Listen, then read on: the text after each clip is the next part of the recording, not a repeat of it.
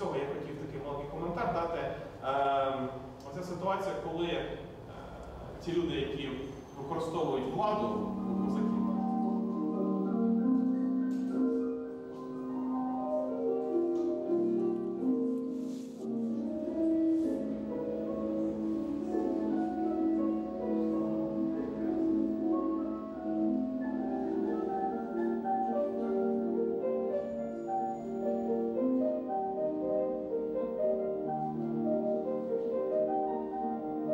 як робиться, да? Я вже заготовила, щоб багато часу не втрачати, мені студенти допомагали, щоб показати сам процес, щоб ми багато часу не витрачали, а хто хоче, залишиться і спробує це зробити.